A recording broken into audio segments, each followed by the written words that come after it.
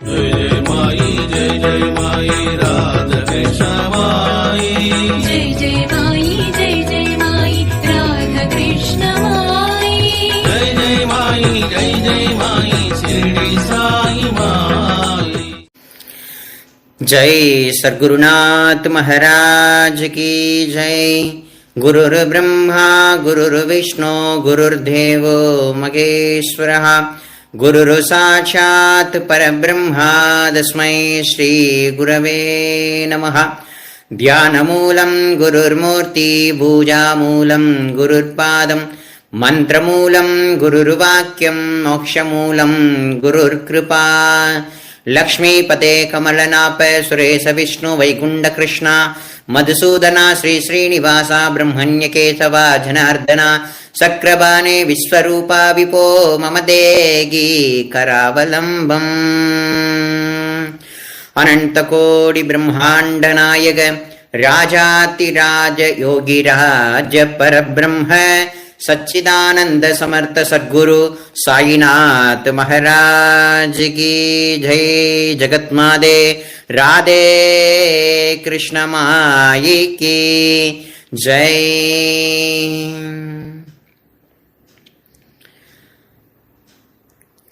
சிவபுராணத்துல மாணிக்க வாசக பெருமான் சிவபுராணம் பாடியிருக்கார். அதாவது நமக் சிவாய வாழ்க நாதன் தாழ் வாழ்க இமை பொழுதும் என் நெஞ்சில் நீங்காதான் தாழ் வாழ்க அப்படின்னு பாடியிருக்கார் இல்லையா. நமக் சிவாயன் தாழ் வாழ்க நாதன் தாழ் வாழ்க அப்படின்ற மாதிரி பாடியிருக்கார். அவனுடைய திருவடி என்றென்றைக்கும் வாழணும் அப்படின்றத மாணிக்க வாசக பெருமான் ரொம்ப அற்புதமா பாடியிருக்கார். அதிலேயே புல்லாய் பூடாய் புழுவாய் மரமாய் பல்விருகமாய் பறவையாய் பாம்பாய் கல்லாய் மனிதராய் பேயாய் கணங்களாய் வல்லுசராகி முனிவராய் தேவராய் செல்லா நின்ற தாவர சங்கமத்துள் எல்லா பிறவிகளையும் பிறைத்திளைத்தேன் எம்பெருமான் மெய்யே நின் பொன்னடிகள் கண்டு இன்று உடுட்டேன் உய்ய என் உள்ளத்துள் ஓம்காரமா நின்றமையா விமலா விடைப்பாக அப்படின்றதெல்லாம் ரொம்ப அற்புதமா பாடியிருக்கார். சர்வசாதாரணமான ஜென்மமா பகவான் நமக்கு கொடுக்கவே இல்லை. நம்ம ஒவ்வொரு சத்சங்கத்திலையும் தொடர்ந்து மனுஷ ஜென்மா எடுத்துட்டோம் அப்படின்றத பத்தி அப்படியே நிறைய சத்சங்கத்துல சொல்லிட்டே தான் வர. திரும்ப திரும்ப அதுக்குள்ளதான் ஏன் வரும் அப்படின்னா இதெல்லாம் ஆத்மீகத்துக்குள்ளதான் பயணம் பண்ணிக்கிட்டே இருக்கும். ஏன்னா இன்னைக்கு இருக்கிறவங்க நாளைக்கு இல்லை, நாளைக்கு இருக்கிறவங்க நாளானைக்கு இல்லை. கபீர்தாசருடைய பாட்டுல நம்ம ஆல்ரெடி முன்னாடி சத்சங்கத்துல பார்த்திருப்போம். கபீர்தாசருடைய பாட்டுல கூட இந்த உலகத்தையே பெரிய சுடுகாடுன்றாரு. நம்ம உலகமே பகவானுடைய சொரூபம் சொல்றோம்.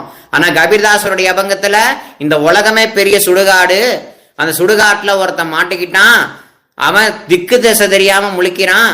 அப்ப திக்கு திசை தெரியாம முழிக்கக்கூடிய ஒரு ஜீவனுக்கு சத்குருநாதர் அருள் அப்படின்னு சொல்லக்கூடிய கிருபையை கொடுக்கிறார், கயிறை போடுறார். அந்த அனுகிரகமாகிய கயிறை பிடிச்சுக்கிட்டு அந்த குருவுடைய திருவடியை பிடித்து கொண்டு அவன் வாழ்க்கையில பயணம் பண்றான் அப்படின்றதெல்லாம் இதுக்கு முன்னாடி நம்ம சத்சங்கத்துல நிறைய அனுபவிச்சிருப்போம். அந்த விதத்துல காண கிடைக்காத எளிதில் கிடைத்திடாத மிகவும் அரியதான பொக்கிஷம் இந்த உலகத்துல எதுப்பா அப்படின்னா மனுஷ ஜென்மா தான். மனுஷ ஜென்மாலதான் நம்ம ஏன் பிறந்திருக்கோம், எதுக்கு பிறந்திருக்கோம், எதை நோக்கி போயின்னு இருக்கோம், நம்ம என்ன பண்ணிக்கிட்டு இருக்கோம், நம்மளுடைய சிந்தனை எல்லாம் எதை நோக்கி இருக்கு அப்படின்றது எல்லாத்தையும் பத்தி ஆராய்ச்சி பண்ண முடியும். ஆனா இதே ஆராய்ச்சிய ஒரு பசுமாடோ இல்ல ஒரு நாயோ இல்ல ஒரு குதிரையோ இல்ல ஒரு மரமோ இல்ல ஒரு செடியோ கொடியோ அனுபவிக்குமா, யோசிச்சு பார்க்குமானால் யோசிச்சு பார்க்காது. அதற்கு தகுந்த அறிவு, அதுக்கு தகுந்த பிறவி அது. மனிதனுக்கு அப்படி அல்லவே அல்ல.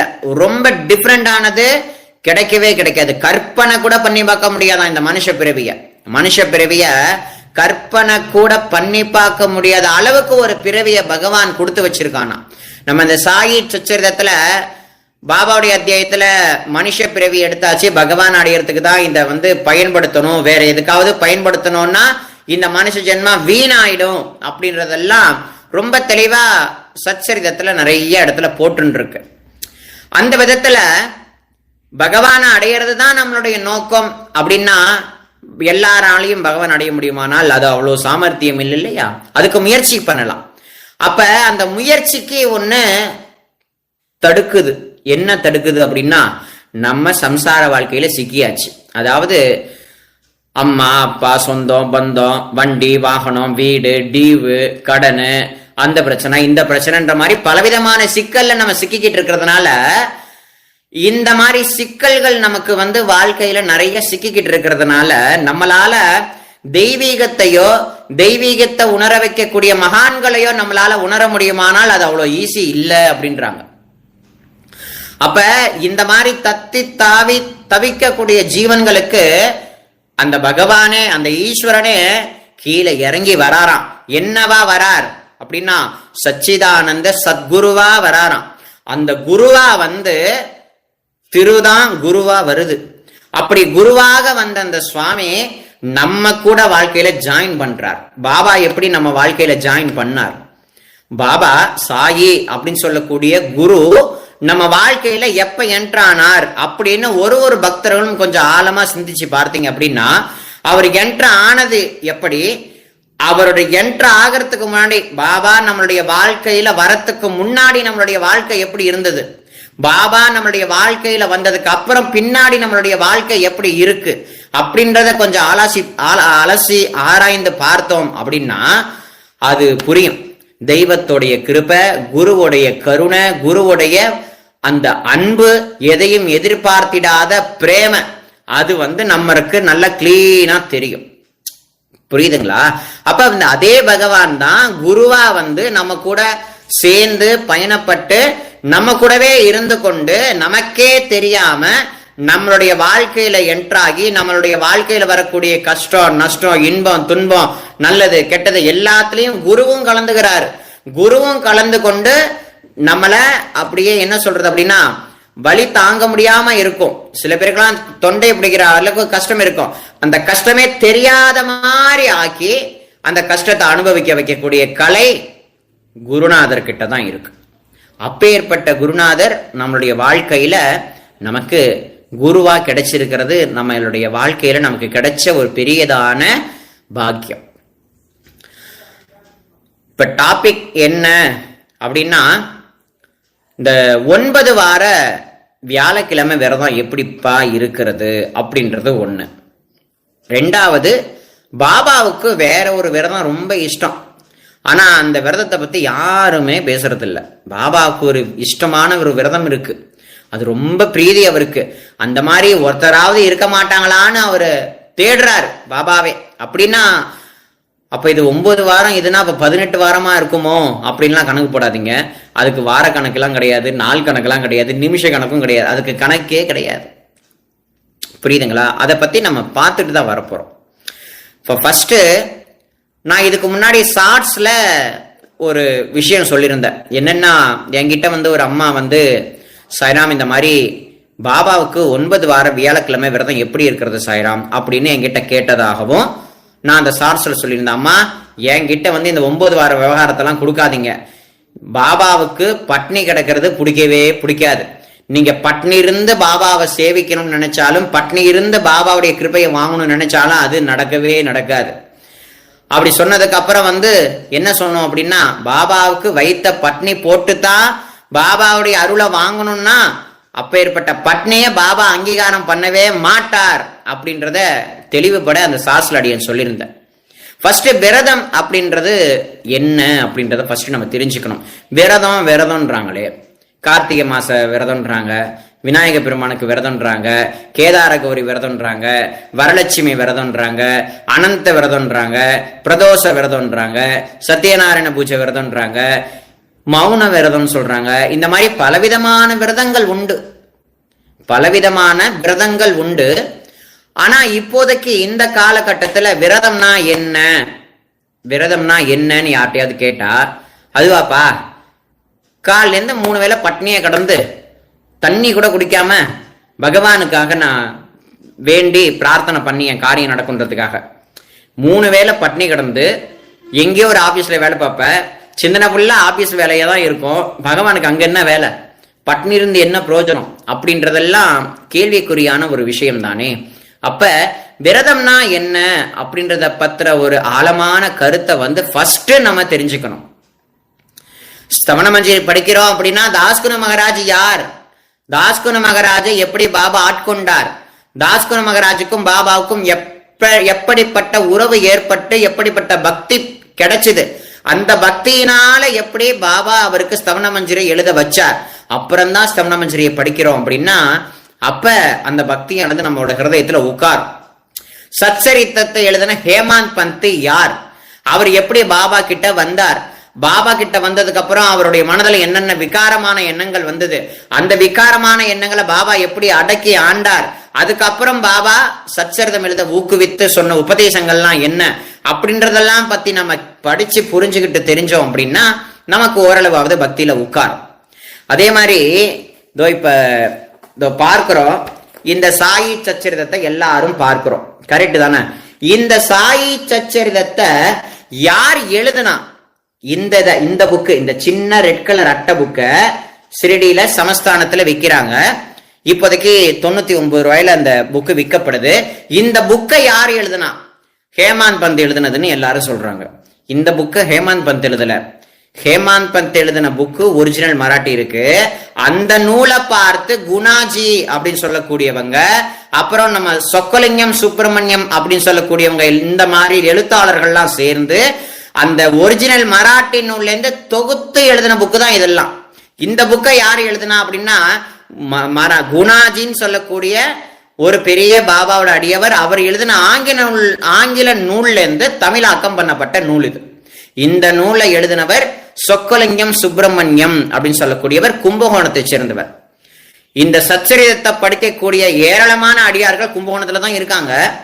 ஒருத்தராவது அந்த சொக்கலிங்கம் சுப்பிரமணிய ஐயா பார்த்துட்டு ஒரு நமஸ்காரம் பண்ணிருப்பாங்கன்னா இல்ல. இப்ப அந்த ஐயா இல்ல, அவர் பாபாவோட பாதத்துக்கு போயிட்டார்.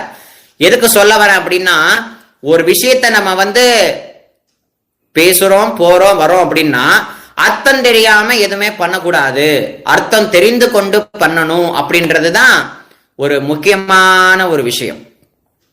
புரியுதுங்களா? பாபாவே சொல்றாரு இல்லையா, பன்றிபுரம் போகணும்னு நினைக்கிறோம், பாண்டுரங்கனை பத்தி தெரிஞ்சுக்கிட்டு போ அப்படின்னு பாபா சொல்றார். தெரியாம நீ ஏன் போற, தெரியாம போய் இப்படி போட்டுட்டு வர்றதுனால உனக்கு என்ன பிரயோஜனம், பாண்டுரங்கனை பத்தியும் பாண்டுரங்கனுடைய பக்தர்களை பத்தியும் தெரிஞ்சுக்கிட்டு போ அப்படின்றார் பாபா.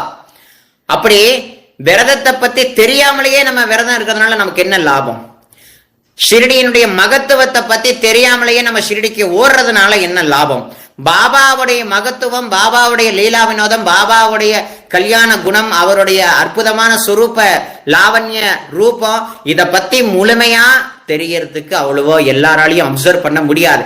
ஓரளவாவது அதுல கொஞ்சமாவது மனம் லயிச்சு கண்ணில் 2 தாரதாரைய தண்ணி குருநாதா அப்படின்னு இருக்காரம் கூப்பி உன்னுடைய திருவடிகை அடையணும்பா, ஷிரடி தரிசனம் பண்ணணும்பா அப்படின்னு ஒரு ஏக்கத்தோட ஒரு உருக்கத்தோட எத்தனை பேர் நம்ம ஷிரடி போறோம்.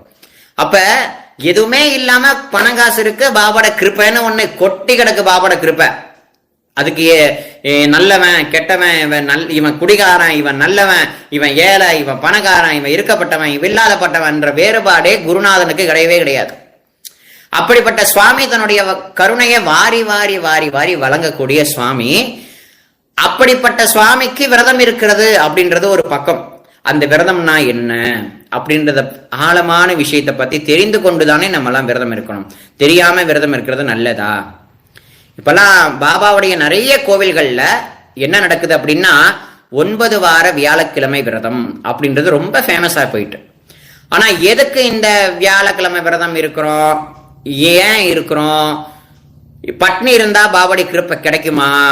சில பேர் கிடைச்சிருக்குன்னு வைங்களேன், அவங்களே சொல்லுவாங்க, பாபாக்கு நான் பட்னி இருந்தேன், பாபாவோட கிருப்பை கிடைச்சது, உன் நல்ல நேரம் அதனால கிடைச்சிருக்கு போல் இருக்கு. புரியுதுங்களா சொல்ல வர்றது?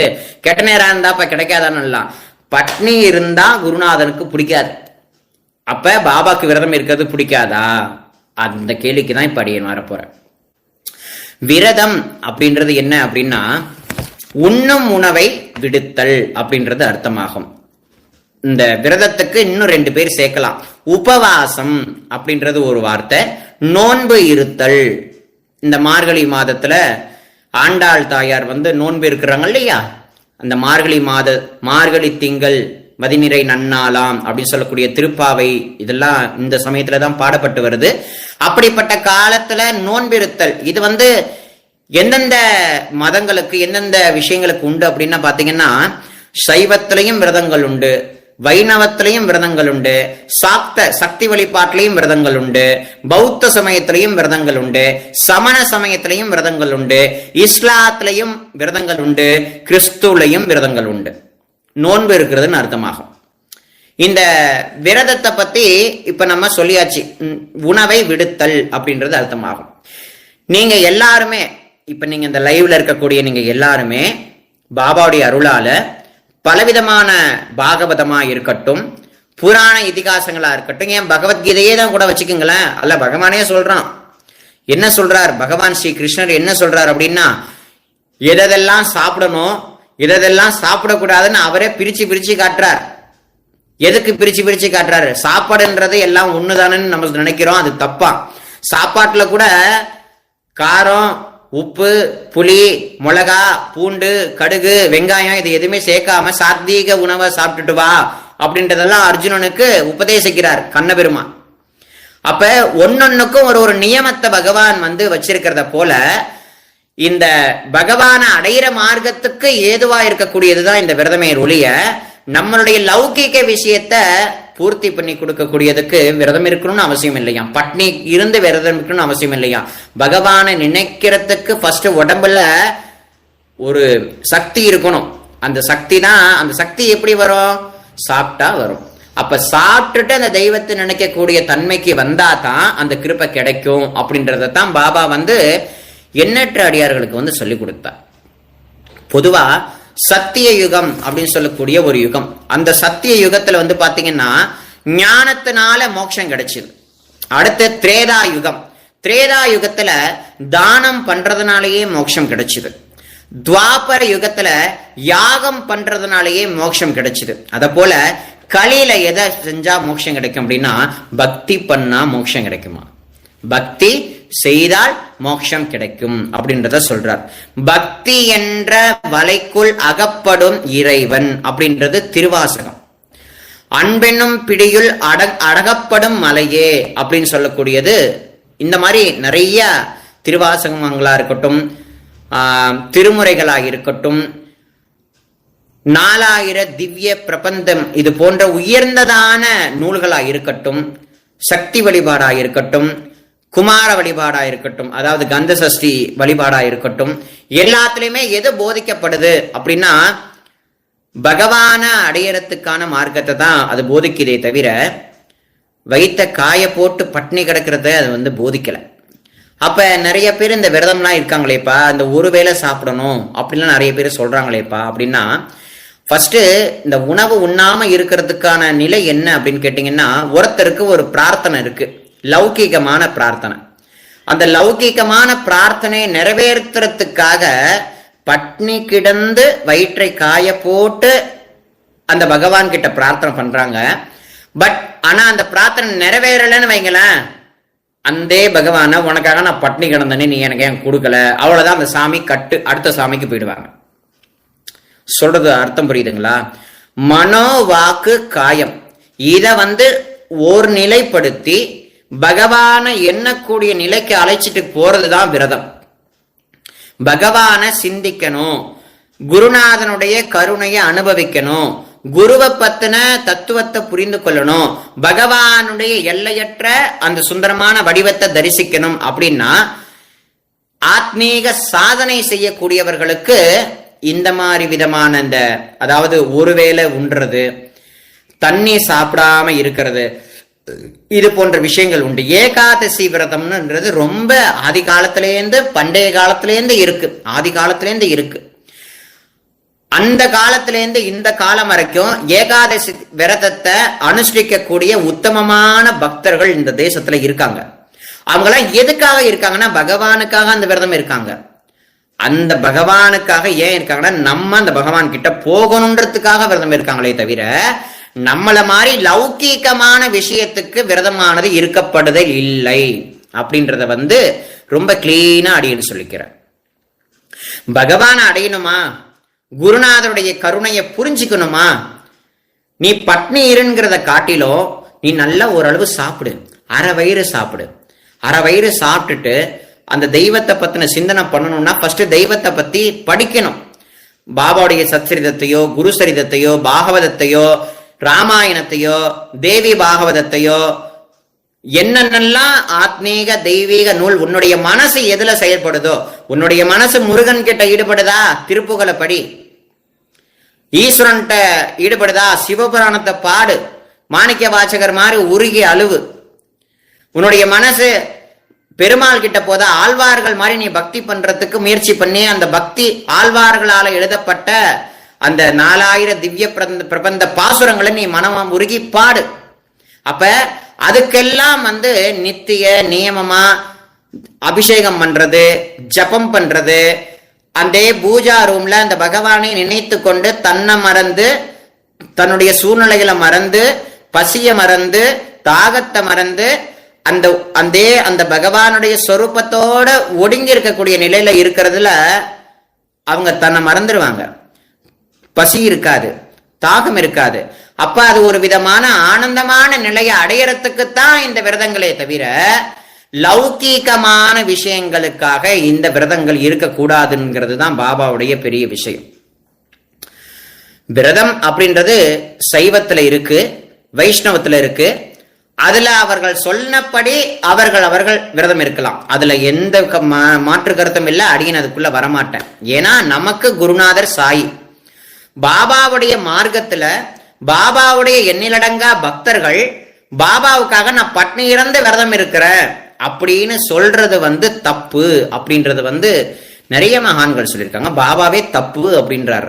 பாபாவே அது தப்பு அப்படின்றத சொல்றார். இதுல திருமந்திரத்துல ஒரு அற்புதமான வரி ஒண்ணு உண்டு. திருமந்திரம்லாம் படிப்பீங்கன்னா உங்களுக்கு எல்லாம் தெரிஞ்சிருக்கணும். என்னன்னா, உடம்பாராயின் உயிரார் அழிவர் திறம்பட ஞானம் சேர ஒட்டாதே. இந்த உடலுக்கு நீ சாப்பாடு போடல அப்படின்னா என்ன பிரயோஜனம் அப்படின்றார்.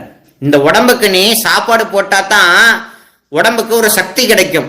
அந்த சக்தியினாலதான் தெய்வத்தையும் குருநாதனுடைய அந்த சிந்தனைய உன்னுடைய ஒருமுகப்பட்ட மனசுக்கு அதை கொடுக்க முடியும். இப்ப ஃபார் எக்ஸாம்பிள், பாபாக்காக நான் காலையில இருந்து நைட் வரைக்கும் பட்னி இருக்கேன்னு வைங்களேன். நீங்க பாபாவுடைய சன்னிதானத்துல இல்ல, எங்க ஆபீஸ்க்கு போறீங்க, ஏதோ கடுமையா வேலை பாக்குறீங்க. அப்படி வேலை பார்க்கும் பொழுது ஒரு உடம்புல ஒரு தோய்வு ஏற்படுது, உடம்புல ஒரு வலி, வயிற்றுல ஒரு கடமுடான ஒரு சவுண்டு கேட்குது. அதாவது பசி, அந்த கிள்ளக்கூடிய அந்த வலி, அந்த கிள்ளக்கூடிய அந்த வேதனை அப்படி அனுபவிக்கும் போது பாபா துடிச்சு போயிடுவார். பாபா நம்ம துடிக்கிறோமா இல்லையோ, நம்ம நினைக்கிறோம் பாபாவுக்காக நம்ம பட்னி இருந்து விரதம் இருக்கிறோம் பெருமையா சொல்லிக்கலாம். ஆனா பாபா துடிச்சு போயிடுவார். என் குழந்தை எனக்காக பட்னி இருக்கிறானே, நான் பட்னிலாம் இருக்க சொல்லவே இல்லையே அப்படின்னு பாபா சொல்வார். ஆனா பாபாவுடைய 2 விதமான லீலைகள்ல பலவிதமான லீலைகள் உண்டு. அதை இப்ப உங்களுக்கு எல்லாம் சொல்ல போறேன். பாபா பொதுவா இந்த 9 வார விரதத்தை ஏத்துக்கிறாரா இல்லையா அப்படின்னா, நீ ஆன்மீகமான தேடுதல் கொண்டவனா இருக்க அப்படின்னா, நான் பக்தி ஞான வைராக்கியத்தை அடையறதுக்காக நான் குருநாதர் கிட்ட வந்தேன், அப்ப எனக்கு அதுதான் முக்கியம்.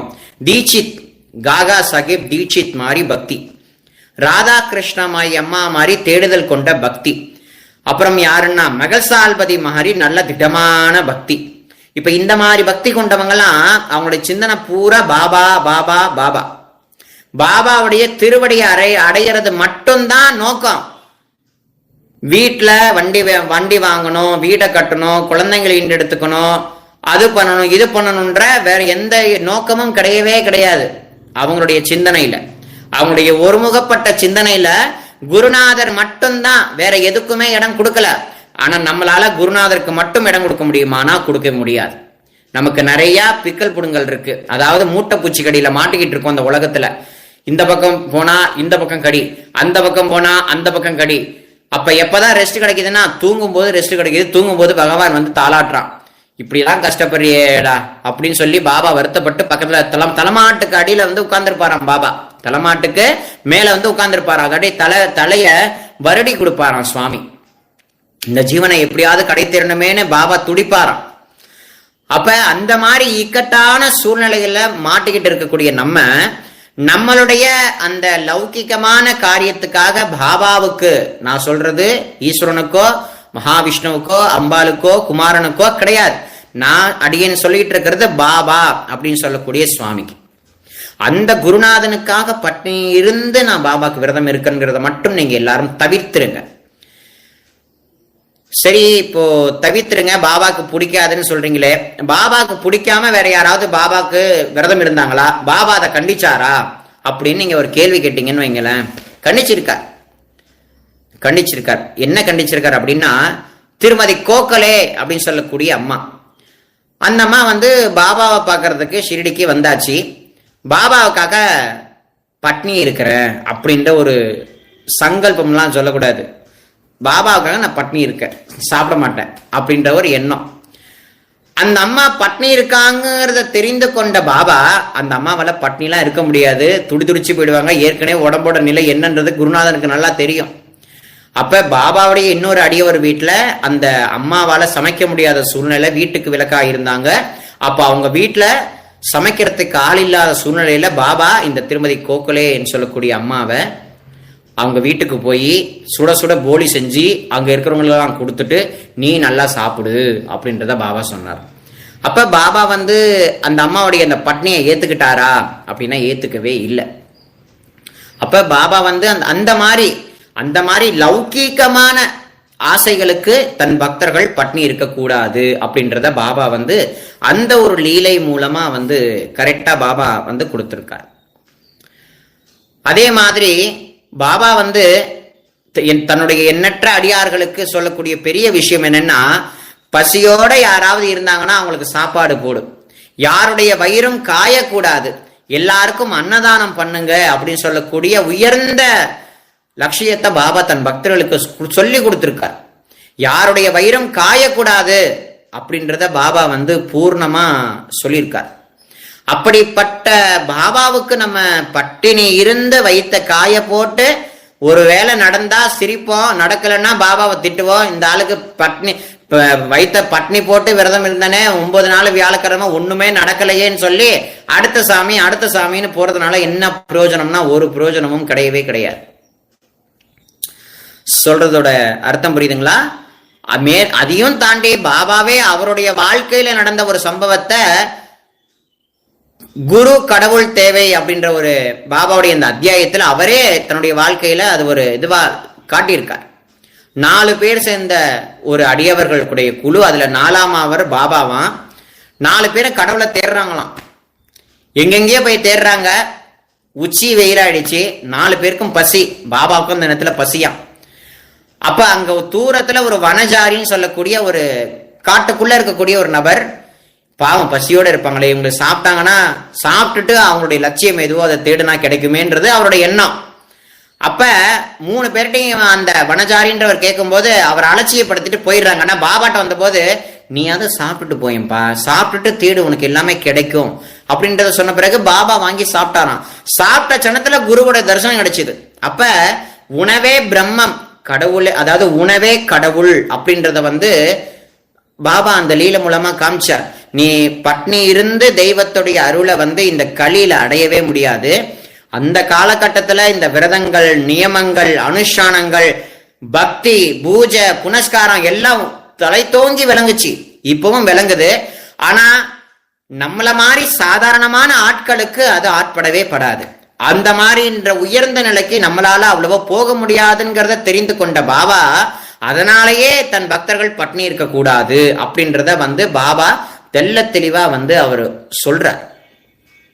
பட்னி இருந்த சுவாமிக்கு விரதம் இருக்கணும்ன்றது அவசியம் இல்லவே இல்லை அப்படின்றது தான் பாபாவுடைய லீலைகள்ல நம்ம கொஞ்சம் உணர்ந்து கொள்ளக்கூடிய ஒரு அற்புதமான விஷயம்.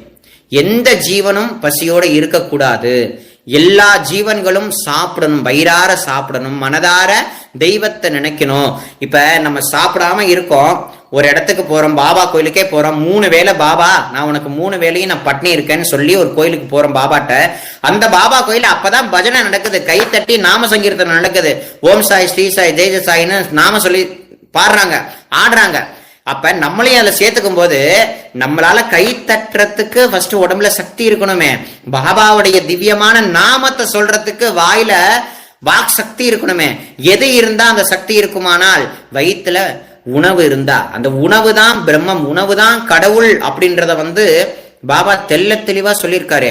உடம்புல சக்தின்னு ஒண்ணு இருந்தா தான் இப்ப அடியேன் பேசுறத நீங்க கேட்க முடியும்.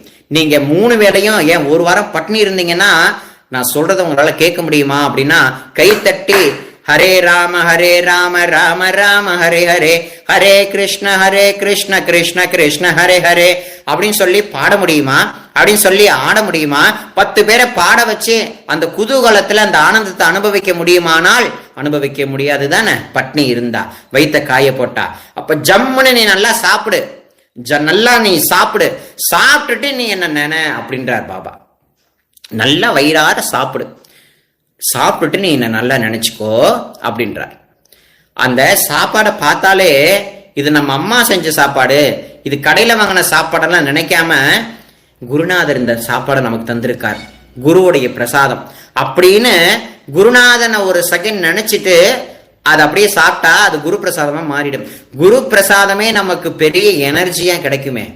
அந்த எனர்ஜியோட நம்ம பாபாவை நினைக்கலாமே. சொல்றதோடைய அர்த்தம் புரியுதுங்களா? அதே மாதிரி நிறைய விஷயங்களை இந்த 9 வார விரதக்கிழமை வியாழக்கிழமை விரதத்துல நம்ம நிறைய விஷயங்கள் சொல்லணும் அப்படின்னா நம்மலாம் விரதம் இருக்கிறது பட்டினி இருக்கிறது அப்படின்ற அர்த்தம் புரிஞ்சுக்கிட்டோம். இனிமே பட்டினி இருக்கிறது அர்த்தமே இல்லை. பகவான நினைப்பதே விரதம், குருநாதனை நினைக்கிறதே விரதம். குருநாதனை நினைத்து அவருடைய லீலைகளை மனதார சிந்தனை பண்ணிக்கிட்டு இருக்கிறதே பெரிய விரதமாச்சே. நல்ல செயல்கள், பாபாவுடைய உபதேசங்களை படிக்கிறது விரதம், பாபாவுடைய சாயிநாத ஸ்தவன மஞ்சரிய விடாம படிக்கிறது விரதம், மனசை அதுல லயப்படுத்தி இருக்கிறது ஒரு விரதம், பாபாவுடைய கல்யாண குணங்களை நினைத்து கொண்டு அவருடைய சிந்தனையா இருக்கிறதே ஒரு விரதம் தானே. இதுதான் உண்மையான விரதம். பட்னி இருந்து நம்மளை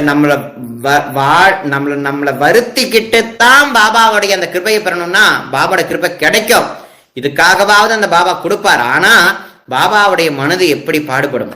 பாபாவுக்கு மனசு இல்ல, அவர் இறைவன் அப்படின்ற உச்ச நிலைக்கு போகிறத காட்டிலும் பாபா நம்மளை போல சொரூபம் தாங்கி வந்திருக்கார், நமக்காக வந்த சுவாமி அவர்.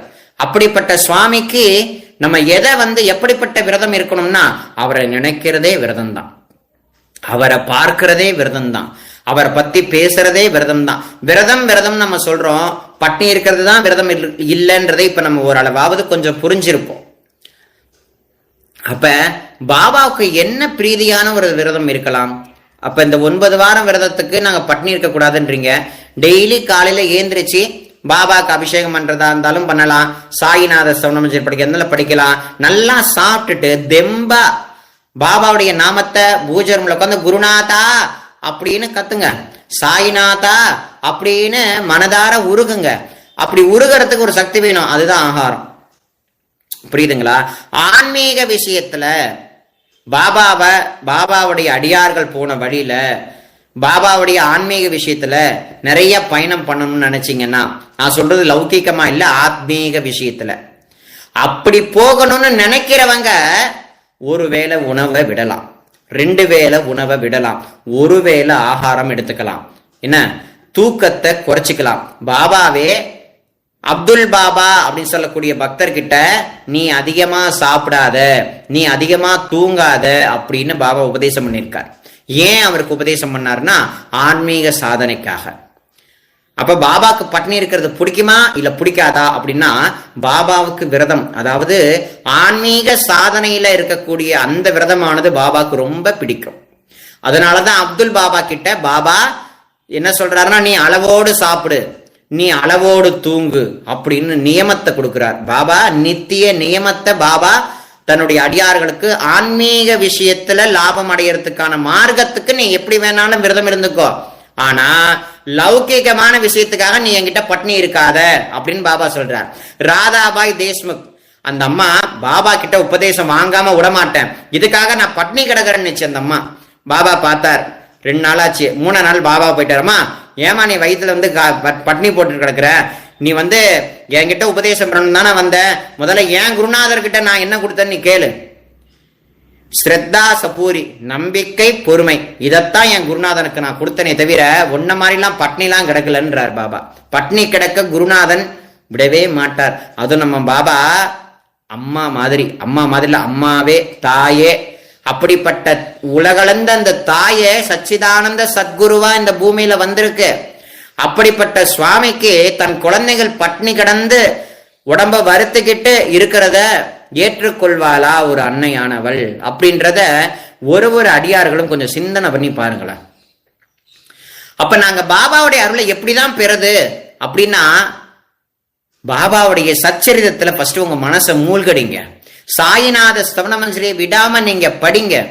இந்த மாதிரி விஷயத்துல பாபாவை நீங்க அணுகணும், பாபா கூட நீங்க தொடர்பு கொள்ளணும், பாபாவுடைய அருளை பெறணும் அப்படின்னா சாயி நாம ஜெபம் கண்ணை மூடிக்கிட்டோ இல்ல பாபாவுடைய சொரூபத்தை பார்த்து கொண்டோ ஓம் சாய்ராம் இல்ல வெறும் சாயி சாயி சாயி சாயின்ற நாமத்தையோ அல்லது ஓம் சாய் ஸ்ரீ சாய் ஜெய் ஜெய் சாய், ஓம் சாயி ஸ்ரீ சாய் ஜெய் ஜெய் சாய், ஓம் சாய் ஸ்ரீ சாய் ஜெய் ஜெய் சாய், ஓம் சாயி ஸ்ரீ சாய் ஜெய் ஜெய் சாயி, அந்த மாதிரி நாமாவை பிரயோகப்படுத்தி இந்த ஜபத்துல உட்கார்றது, பாபாவை பார்த்து கொண்டே சாய்ராம் சாய்ராம் சாய்ராம் சாய்ராம் சாய்ராம் அப்படின்னு சொல்லக்கூடிய நாமாவை சொல்லிக்கிட்டு இருக்கிறதுலயோ, சாயி சச்சரிதத்துல ஒரு பாபாவுடைய உபதேசத்தையோ ஒரு அத்தியாயத்தையே படிச்சு பாக்குறீங்கன்னா பாபா முன்னாடி உட்கார்ந்து அதை பத்தி யோசிங்க.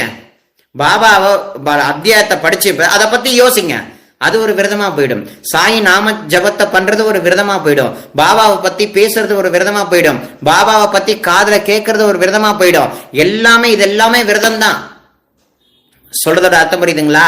வைத்த காய போடுறது விரதம் இல்ல அப்படின்றத அடின்னு சொல்றேன். பாபாவோட மார்க்கத்துல நான் வேற எதுவும் வரல. பாபாவுடைய மார்க்கத்துல விரதம் அப்படின்னா பாபாவை ஒவ்வொரு க்ஷணமும் நினைக்கக்கூடியது விரதம். பாபாக்கு இஷ்டமான விரதம் இதுதான். நான் சொன்னேன் இல்லையா, பாபாவுக்கு ரொம்ப இஷ்டமான பிரீதியான விரதம் எது?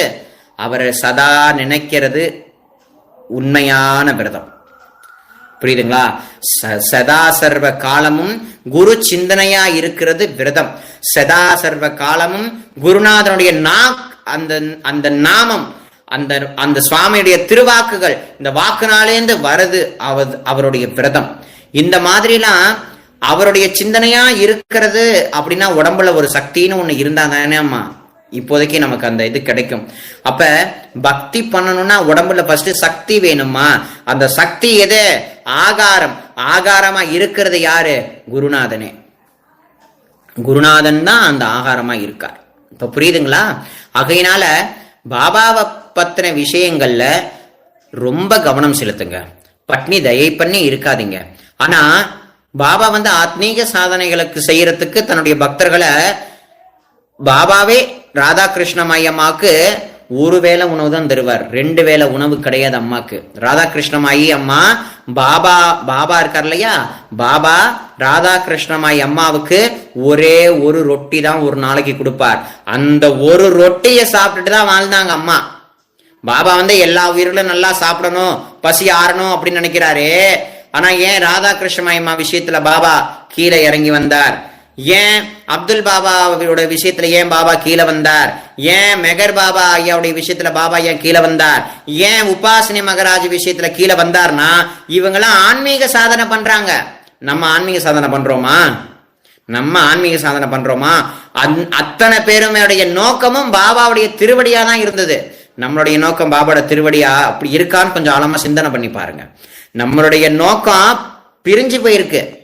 ஒரு பக்கம் பாபாவா இருக்கு, மறுபக்கம் வீடு பாதியில கட்டி பாதியில நிக்குது, மறுபக்கம் பொண்ணுக்கு இன்னும் கல்யாணம் ஆகல, மறுபக்கம் மனசுல சுத்தமா நிம்மதி இல்ல, வந்த இடத்துல பிரச்சனை, போன இடத்துல பிரச்சனை, எங்க பார்த்தாலும் பிரச்சனை. இப்படிதான் நம்மளுடைய லைஃப் மூட்டை பூச்சி கடியில இடையில நம்ம வாழ்ந்துட்டு இருக்கோமே தவிர நம்மளுடைய ஒரே ஸ்டேட் ஃபார்வேர்டா குருநாதன் அவருடைய திருவடி பகவான் அடைகிறதே நம்மளுடைய பிறந்ததற்கான பயன். அந்த மார்க்கத்தை நோக்கி போறவங்களுக்கு தான் இந்த மாதிரி விஷயங்கள் உண்டே தவிர லௌகிகமா இருக்கிறவங்களுக்கு யாரும் பட்னி கிடக்கவே வேண்டாம் அப்படின்றத பாபா ரொம்ப தெளிவா சொல்றார். சாயி சச்சரிதத்தை நீங்க எல்லாரும் உண்மையான மனசோட படிச்சு பாத்தீங்கன்னா பாபாவுக்கு விரதம் இருக்கலாமா வேண்டாமாங்கிறதுக்கான பதில் இன்னைக்கு நான் சொல்லணும்னு அவசியம் இல்லை, உங்களுக்கே கிளீனா தெரியுமா. உங்க மனசுல எந்த சந்தேகம் வந்தாலும் பாபா சாயி சச்சரிதத்தை படிச்சா தீர்த்து வைப்பாருமா. சச்சரிதத்தை ஒழுங்கா படிக்காததுனால தான் பாபாக்கு அப்படி பண்ணா பூஜை பிடிக்குமா, பாபாக்கு இப்படி பண்ணா பூஜை பிடிக்கணுமா, பாபாக்கு பட்னி கிடந்து இருந்தா பாபாவோட கிருப்பை கிடைக்குமா, இந்த மாதிரி கேள்விலாம் ஏன் எழுதுனா சச்சரிதத்தை யாரும் ஒழுங்கா படிக்கிறது இல்லைங்கிறது அர்த்தம்.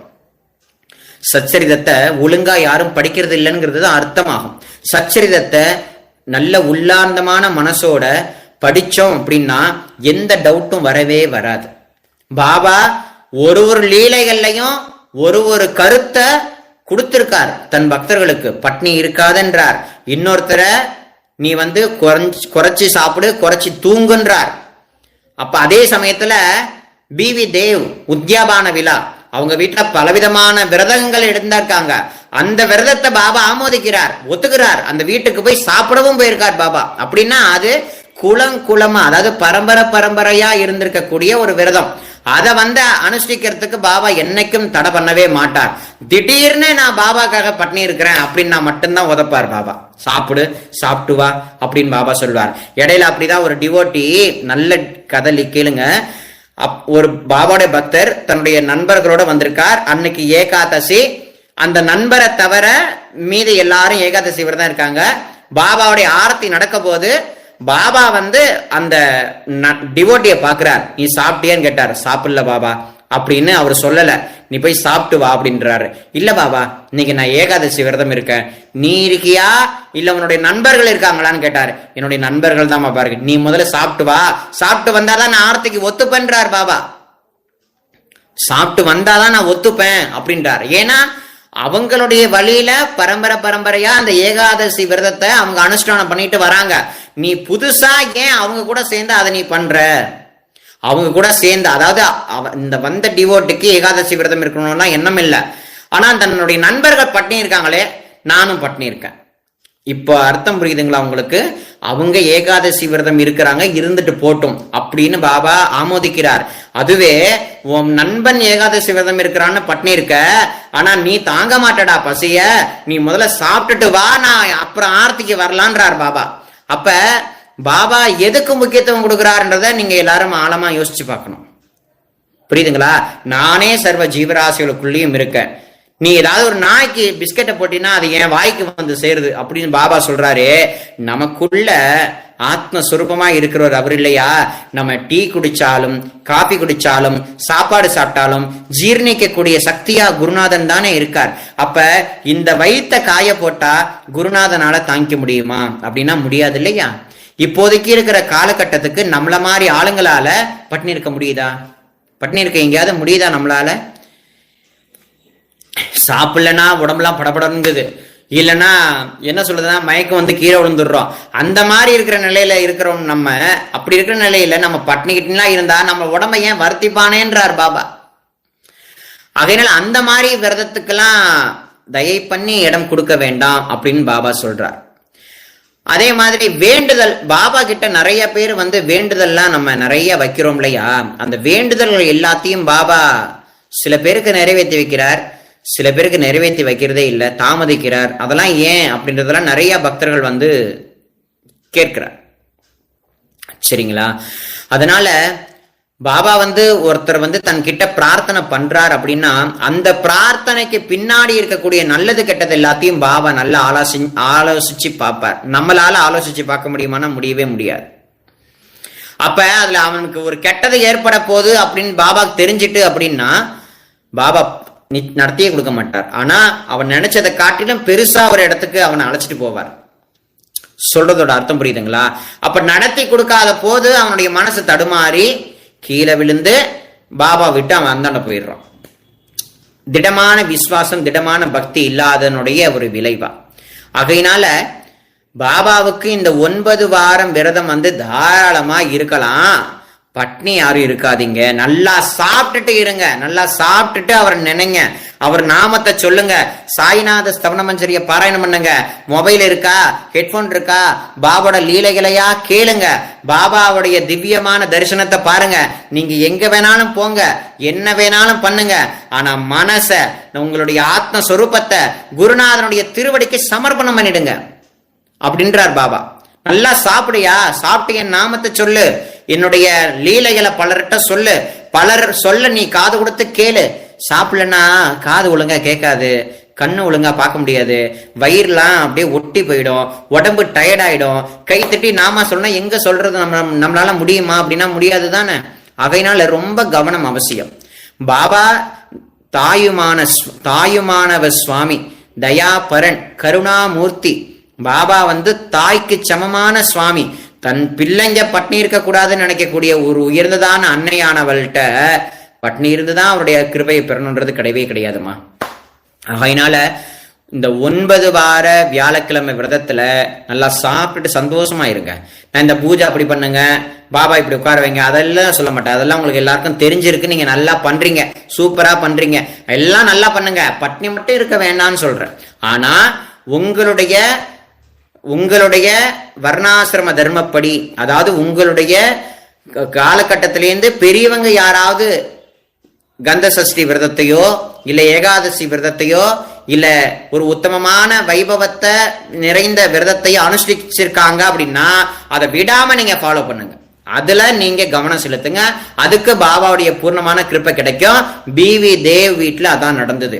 பிவி தேவ் வீட்டுல பரம்பரையா அந்த உத்யாபான விழா பலவிதமான விரதங்கள் அவங்க இருந்து அனுஷ்டானம் பண்ணி சிறந்ததான பிராமணர்களுக்கு சாப்பாடு போட்டு அந்த விழாவை, அந்த உத்யாபான விழாவை விருந்த முடிப்பாங்க. அந்த விருந்துக்கு தான் பாபா போயிருக்கார். அப்ப அந்த மாதிரி தன் பக்தர்கள் வீட்டில் நடக்கக்கூடிய நல்லது கெட்டதுல எல்லாம் பாபா கலந்துக்கிறார் இல்லையா. அப்ப அத போல உங்களுடைய குலதர்மப்படி உங்களுடைய வாழ்க்கையில முன்னோர்கள் ஏதாவது கடைபிடிச்சிருக்காங்கன்னா நீங்க தாராளமா கடைபிடிக்கலாம். நீங்களா புதுசா ஒண்ணு உருவாக்க வேண்டாம் அப்படின்றத சொல்றேன்.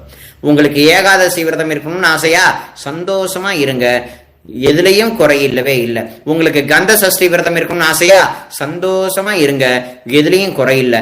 உங்களுக்கு பிரதோஷ காலத்துல விரதம் இருக்கணும்னு ஆசையா, சந்தோஷமா இருங்க. ஆனா பாபாவை பிடிச்சிருக்கக்கூடிய நம்ம அவர் சொல்படி கேட்டு நல்லா சாப்பிட்டுட்டு ஈஸ்வரனை தரிசனம் பண்ணுங்க. நல்லா சாப்பிட்டுட்டு தைரியமா அவருடைய நாமத்தை சொல்லுங்க. சாப்பிடுங்க, எதுக்கு? அவன் நாமம் சொல்ல. சாப்பிடுங்க, எதுக்கு? அவன் புகழ் பாட. நல்லா சாப்பிடுங்க, அவன் கோயிலுக்கு நல்லா நடந்து போக. நல்லா சாப்பிடுங்க, அந்த சுவாமியோடைய சங்கீர்த்தனங்களை அவருடைய புகழை காது கொடுத்து கேட்கறதுக்காக நல்லா சாப்பிடுங்க. கண்ணால் அந்த சுவாமியை தரிசிக்கிறதுக்காக சாப்பிட்டா இந்த தெய்வத்துடைய அனுகிரகம் கிடைக்கும்ங்கிறது தான் ஒரு உயர்ந்ததான விஷயம்.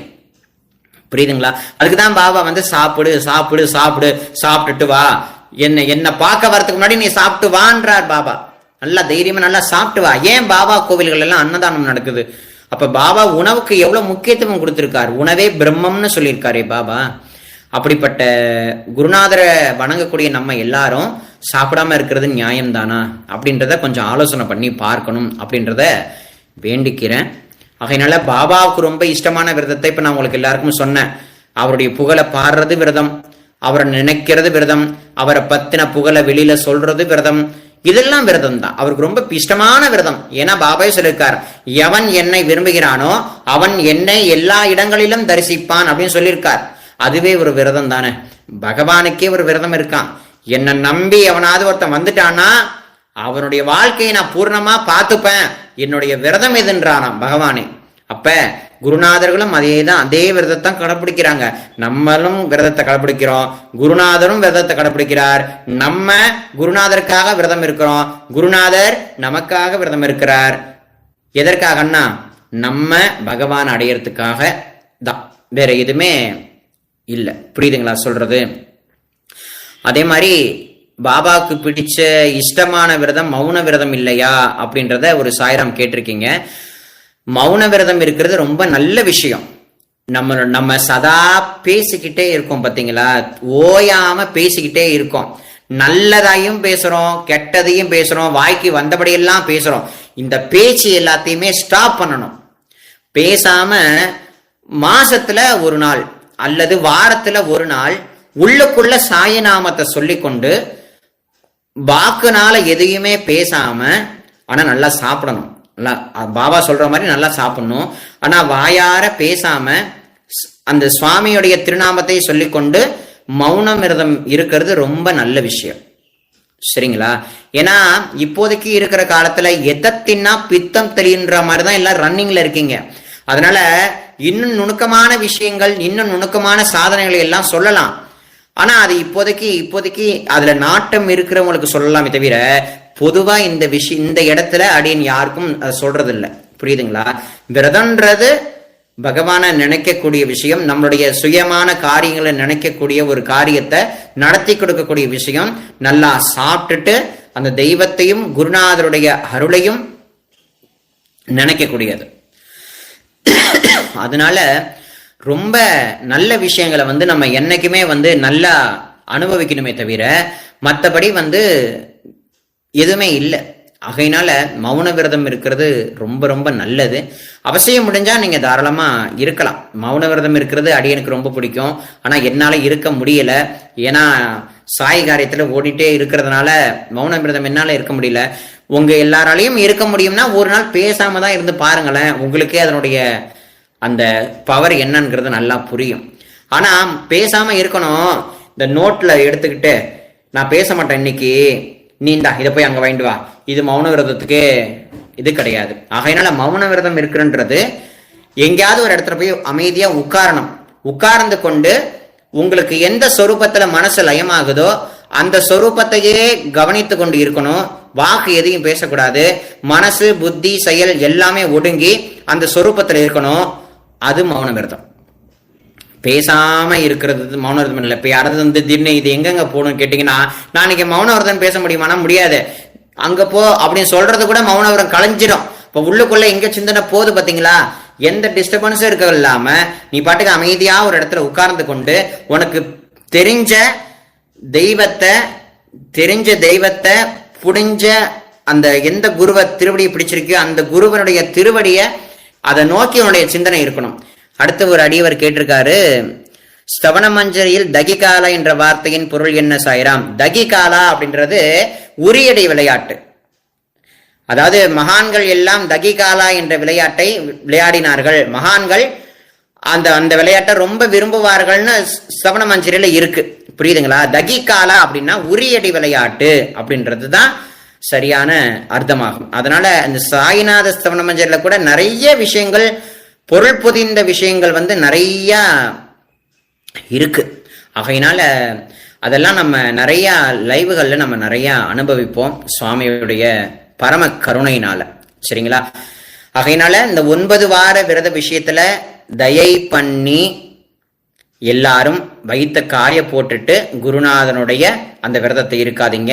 விரதம் இருங்க.